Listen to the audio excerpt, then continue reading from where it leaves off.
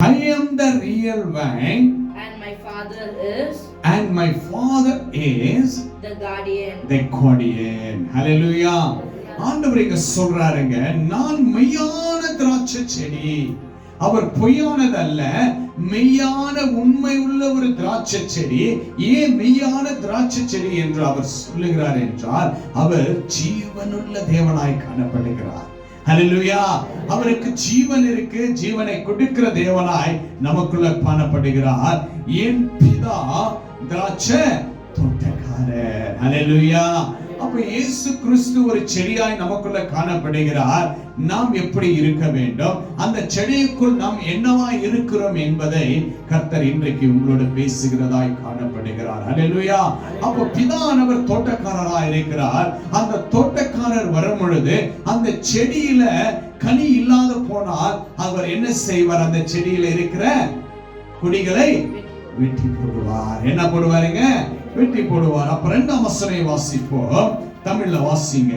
எண்ணில் கனி கொடாது இருக்கிற கொடி எதுவோ அதை அவர் அறுத்து போடுகிறார். ஹல்லேலூயா. அங்க இயேசு கிறிஸ்து சொல்லக்கூடிய ஒரு வார்த்தை என்ன என்றால், மகனே மகளே, இதை பார்த்து கேட்டுக்கொண்டிருக்கிற தேவ பிள்ளைகளே, இயேசு கிறிஸ்து உங்களோட பேசிக் கொண்டிருக்கிறார். நான் உங்களுக்கு ஒரு செடியா இருக்கிறேன், அதுல நீங்க ஒரு கொடியா இருக்கிறீங்க. அந்த கொடியில கனி இல்லாவிட்டால் என் தோட்டக்காரரின் பிதா ஆனவர் வருவார். வரும் பொழுது அவர் என்ன செய்கிறார்களா? அவைகளை வெட்டி போடுகிறார்களா? ஹல்லேலூயா. அப்போ நம்ம கிறிஸ்துவுக்குள்ள நம்ம காணப்படணும். கிறிஸ்து நமக்கு தலையா இருக்கணும். நாம் அவர்களில் கிறிஸ்துவுக்குள் ஒவ்வொரு அவைகளாய் நாம் காணப்படணும். அப்போ நமக்குள்ள கனி இல்லாவிட்டால் தோட்டக்காரர் பிதானவர் நமக்குள்ள என்ன பண்றாருங்களா?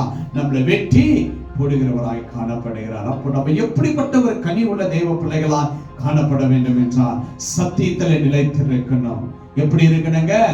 சத்தியத்துல நிலைத்திருக்கணும். தேவ வார்த்தையில நிலைத்திருக்கணும். பரலோக ராஜ்யத்திற்கு போவதற்கு நம்ம எப்பொழுதும் ஆயத்தமாய் காணப்படணும். அப்ப நம்ம எப்படி இருக்கணுங்க? தேவன் கிறிஸ்து இயேசுவுக்குள்ள காணப்படணும். கிறிஸ்து சொன்ன ஒவ்வொரு மார்க்கத்திலும் நம்ம நடக்கணும். அவர் சொன்ன வார்த்தை என்ன?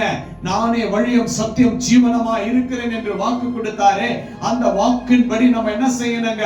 நடக்கணும்.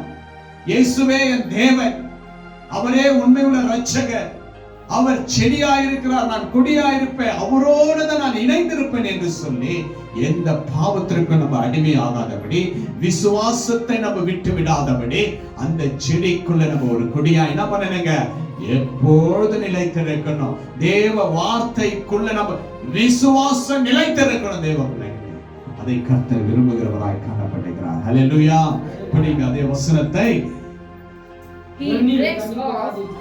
எண்ணில் கனி கொடாத இருக்கிற கொடி எதுவோ அதை அவர் அறுத்து போடுகிறார். கனி கொடுக்கிற கொடி எதுவோ அது அதிக கனிகளை கொடுக்கும்படி சுத்தம் பண்றாருங்களா? என்ன பண்றாருங்களா? நீ செடியில இயேசு கிறிஸ்துவோடு ஒரு அவையா இருக்கிறீங்க. அந்த செடியில நீங்க ஒரு கொடியா காணப்படுறீங்க. நீ கனி கொடுக்கலையா? பிதானவர் என்ன பண்றாருங்க? அதை வெட்டி போடுறாருங்க. கனி கொடுக்கிற தேவ பிள்ளையா நீங்க காணப்படுகிறீங்களா? செபிக்கிறீங்களா? வேத வாசிக்கிறீங்களா? ஆண்டவருடைய நாமத்தில நீங்க அநேக நன்மைகளை செய்கிறீங்களா? விசுவாசத்துல வாழ்ந்து கொண்டிருக்கிறீர்களா? அந்த 9 கனிகளும் உங்களுக்குள்ள அந்த அன்பு காணப்படுகிறதா? கர்த்தர் என்ன சொல்றாருன்னா, அந்த கனியோடு இன்னும் ஆசீர்வாதத்தை நான் என்ன பண்றேன்? பெருக பண்ணுகிறேன், கொடுக்கிறேன், ஆசீர்வதிக்கிறேன், உங்களை உயர்த்த போகிறேன், உங்களை நான் வளர்ச்சி ஆக்க போகிறேன், இன்னும் உங்களை சத்தியத்துல வளர்ச்சி ஆக்க போகிறேன், என் வார்த்தையை உங்களுக்குள்ள அதிகமா நான் கொடுக்க போகிறேன், ரகசியத்தை உங்களுக்கு கொடுக்க போகிறேன், சத்தியத்தை உங்களுக்கு வெளிப்படுத்த போகிறேன், ஆழமாய் மறைந்திருக்கிற அந்த மர்மமான எல்லா வெளிப்பாடுகளும் உனக்கு நான் கொடுப்பேன் என்று ஆண்டவர் என்ன சொல்றாருங்க? சொல்லுகிறவராய் காணப்படுகிறார். அப்ப அந்த செடிக்குள்ள நம்ம என்ன பண்ணணுங்க? கொடியாய் காணப்படணும். அந்த கொடியில நல்ல ஒரு கனியை கொடுக்கணும்.